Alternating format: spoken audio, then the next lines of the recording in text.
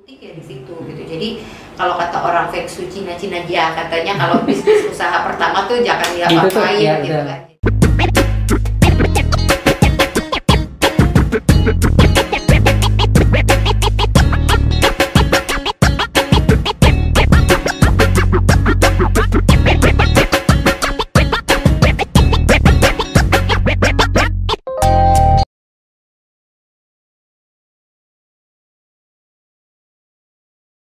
Ceritain dong Mbak, ini kan pandemi, semua serba susah termasuk sektor bisnis kan? Ya. Nah, apa yang dirasain mekanisme selama pandemi? Kesulitan apa aja?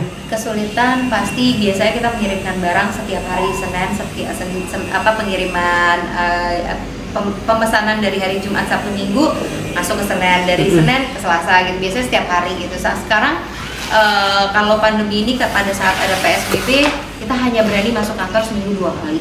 Jadi pengiriman benar-benar numpuk di 2 hari.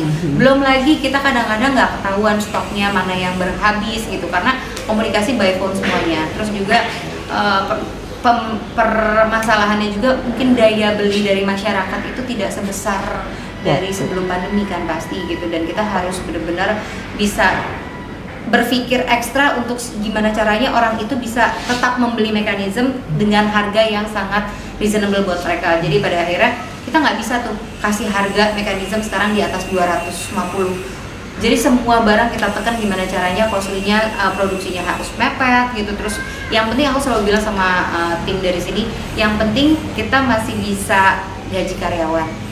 Aku kadang-kadang ngasih target ke anak-anak, yang penting per bulan tuh aku udah bisa mengcover gaji karyawan, produksi dan lain-lain. Kalau dapat keuntungan alhamdulillah, kalau enggak ya udah, yang penting kita masih bisa bertahan gitu. Jadi pasti berasanya banyak sekali, bukan hanya dari faktor mekanisme di fashion, tapi pasti banyak sekali gitu. Kebetulan juga aku juga sekarang kan punya usaha bareng sama suami aku. Kita akhirnya bikin frozen food.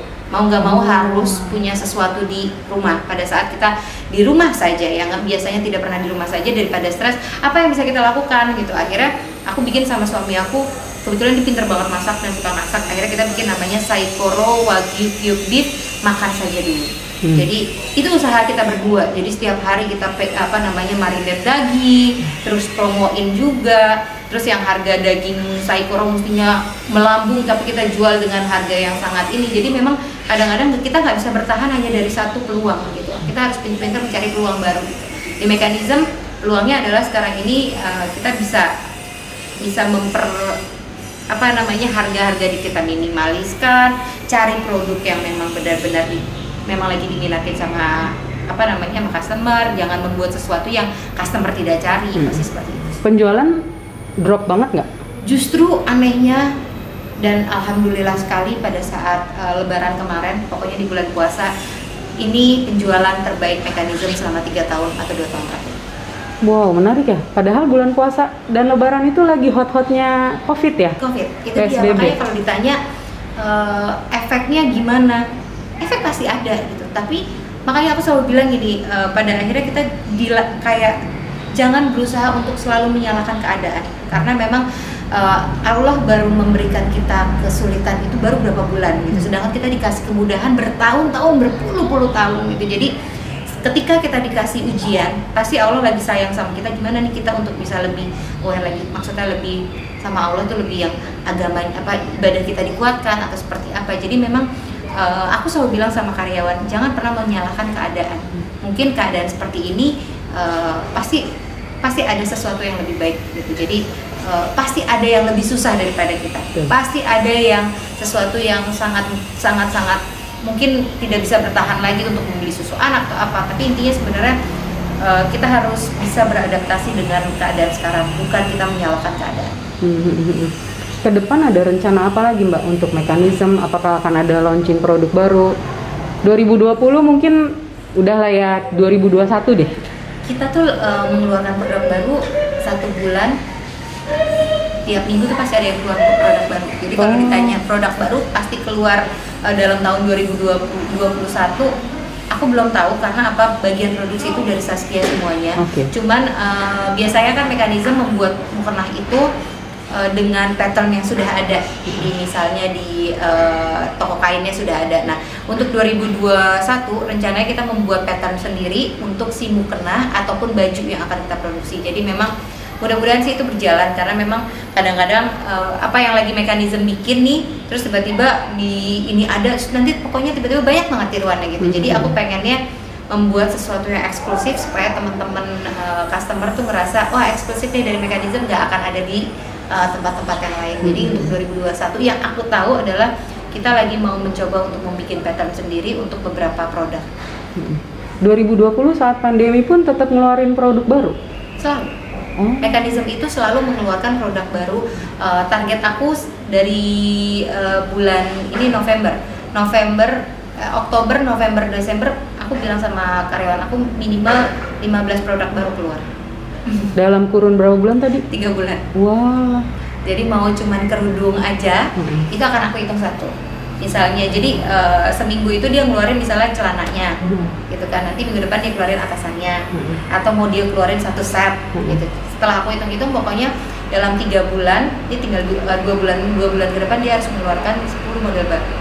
Dan ditanya ke orang produksi, jawabannya siap. Jadi aku pikir ya udah nggak apa-apa. Dan pokoknya intinya gini, mekanisme bukan satu bisnis fashion yang memusingkan. Jadi dalam arti kayak pokoknya kita sangat mengikuti moodnya Saskia banget. Jadi kalau Saskia moodnya lagi tiba-tiba kita nggak ngeluarin, itu pasti karena Saskia lagi ini. Jadi aku pun nggak mau menjadikan bisnis ini jadi yang kayak ayo kita punya target sekian, kita harus dapat sekian. Kita punya target memang tiap bulan, tapi pada saat tidak achieve kita tinggal belajar, oh nggak achieve-nya karena apa, yang penting mengcover nggak nih gaji karyawan, terus ini mengcover nggak, oh ya udah. Nah aku tipikal yang begitu. Jadi tidak menyalahkan siapapun dengan kondisi sekarang. Asik ya, jadi kayak nggak ngoyo ya, maksudnya udah Makanya, berjalan aja gitu. Kalau bedanya bisnis aku dengan bisnis adik aku yang Haikal itu beda sekali. Kalau Haikal tuh bener-bener dia tahu nih target depan dia harus ngeluarin berapa produk baru. Maksudnya kalau ngeluarin berapa produk baru sama kita, tapi dia udah tahu tuh, wah semua di-meetingin. Kita mah santai banget mekanisme. Sampai kadang-kadang Haikal cuma bilang gini, karyawan lu kerja nggak sih? Kerja. Itu terus kemarin saking pandemi dan Saskia juga lagi susah, biasanya udah 5.000 di gudang barang 5.000, sisa 5.000 itu udah warning, udah tanda merah gitu, udah pakai lampu merah lah pokoknya. Ini kemarin sekarang pas ngecek gudang, berapa? Kak, gudang tinggal 3.000. Oh, oke, telepon iya, gudang barang tinggal 3.000. Jawaban Saskia apa? Ya udah kan masih ada barang. Jadi memang kita tuh, aku sama Saskia tipikal yang pokoknya intinya selama masih bisa jalan ya udah, jangan terlalu ngoyoin banget. Yang penting semuanya masih bisa berjalan, masih bisa semuanya, udah tenang aja. Yang penting jangan terlalu juga kayak harus sekian enggak. Nanti pada akhirnya stres. Bisnis yang kita bikin ini adalah bisnis nggak boleh stres. Gitu. Jadi kalau kamu nanti misal wawancara aku dengan wawancara Haikal akan beda. Beda sekali. Padahal orang tuanya sama ya, didikannya sama ya. Jadi maksudnya... aku sama Saskia tuh orangnya kalau bisnis jalan ya udah lagi naik alhamdulillah gitu, lagi turun ya udah kita cari gitu. Kalau itu nggak bisa harus, kalau bisa tahu gitu. Nah aku orangnya santai banget, jadi kalau ngobrol gitu. Kalau Haikal as a business, jadi Haikal pernah masuk ke dalam mekanisme, awal mulai mekanisme berjalan 2 tahun, Haikal tuh pernah masuk. Jadi bisnis yang pertama kali kita bikin, begitu kita jalan, aku mau ngambil baju sesuka hati, aku tuh bebas kayak aku mau ini di butik gitu.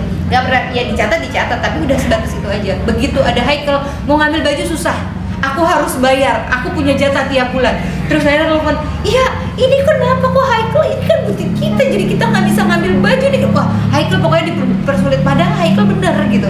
Sistem dia bener, dia sistemnya nggak salah. Dia as a bisnis sekali gitu kan. Nah kalau aku bisnis ya udah berjalan gitu. Nah begitu dia masuk sampai akhirnya percaya, dia dikeluarin dari butik, dari perusahaan, dia dikeluarin bukan cuma sekali mbak, dikeluarin, dia sakit hati kan. Terus nggak berapa lama, akhirnya kita tarik lagi, masuk lagi di butik. Terus begitu dia masuk tambah kacau lagi, mau ngambil uang susah, mau ngambil ini susah. Terus akhirnya kalau nggak usah deh kamu keluar lagi aja. Jadi di Haikal itu adalah adik aku yang punya hati luar biasa, yang dikeluarin dari butik aku 2 kali, tapi dia masih berusaha untuk kayak ya udah nih kakak gue emang pada error kali ya gitu. Jadi ternyata memang bisnis aku tuh nggak mau bikin bisnis stres gitu. Jadi ya udah santai, tapi kalau dibikin stres malah nantinya nggak nyaman. Ada tips terakhir nggak buat viewers kita yang mau mulai usaha atau mulai bisnis, apalagi di saat pandemi kayak gini ya? Iya, yang paling penting sebenarnya yang gampang itu adalah kadang-kadang orang suka bilang, Kak, susah deh membuat bisnis itu susah ya kan. Sebenarnya membangun atau membuat itu adalah gampang. Karena kita lagi semangat-semangatnya, lagi hype-nya tuh lagi kayak, wah nanti kita ke toko, misalnya mau bikin baju gitu, ke toko kain, nanti cari bahan ini, oh itu lagi semangat-semangatnya. Justru yang susah adalah mempertahankannya. Karena pada saat kita lagi dijalanin 6 bulan, bagus. Begitu tahun ke-8 lagi turun. Nah itu yang gimana cara kita mempertahankannya untuk bisa terus berada di yang seperti 1-6 bulan ke belakang sebelumnya gitu.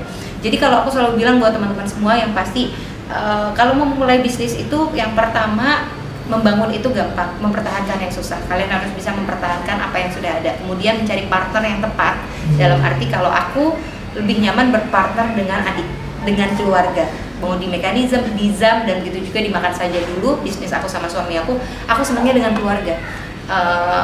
Aku nggak karena mamaku selalu bilang, Kak, kalau kamu berantem sama keluarga, sama adik gitu kan, nggak akan ada yang namanya mantan keluarga.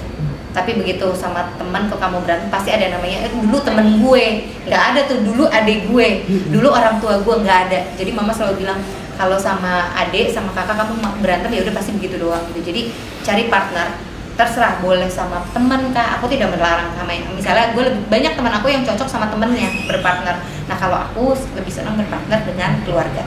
Yang ketiga, jangan juga kepentok sama yang namanya modal. Kadang-kadang orang mau bikin usaha itu selalu, Kak mau bikin tapi modalnya nggak cukup. Justru selalu aku mau bilang, modal yang harus mengikuti apa yang mau kita bikin. Kita cuma punya modal 1 juta, kita mau bikin usaha fashion misalnya, nggak usah bikin baju yang besar-besar atau mahal-mahal dulu. Bikin aja 3 look atau berapa dulu. Mekanism atau Zaskia Makeup memulai itu hanya dengan 1 lusin kalau nggak salah, setengah sampai 1 lusin, 6 atau 12 baju. Kita pakai foto belum keluar tuh baju udah habis. Jadi kayak kita cuma modal bayar tuh fotografer tuh baju belum keluar gitu. Jadi tapi maksud aku buat aku ya memang kadang-kadang modal harus mengikuti, jangan kadang-kadang Kak ini punya modal harus 10 juta dulu baru enggak begitu. Aku pada saat memulai bisnis Mekanism juga modal awal aku memulai bisnis Mekanism itu hanya 7 juta. Hanya 7 juta. Tapi aku bisa bertahan sampai sekarang yang notabene masih sangat belajar. Yang paling penting adalah kita bisa mempertahankan apa yang sudah ada. Terus juga yang paling penting kita tidak pernah lupa bersyukur dan tidak pernah berusaha untuk menyalahkan gitu. Karena seseorang yang mau mempunyai usaha atau bisnis atau apapun itu, kalau dia selalu mental gue susah. Jadi aku memulai semuanya dari nol. Jadi OB, jadi office girl itu aku jalanin. Aku ngantar jadi istilahnya kurir, aku jalanin. Aku jadi SPG, aku jalanin. Aku bagian packing juga aku jalanin. QC pun aku jalanin. Pada saat kita sudah pernah menjalankan itu sendiri, begitu kita punya karyawan, ada karyawan kita yang mengeluh, Kak ini nggak bisa, kita akan bisa jawab bisa. Karena aku pernah ada di posisi itu. Jadi sebelum kita memulai usaha, kita harus coba dulu semuanya sendiri. Jangan selalu, gue punya uang sekian, udah kasih ke orang lain. Nggak perlu punya karyawan, kalian bisa kerjakan sendiri gitu.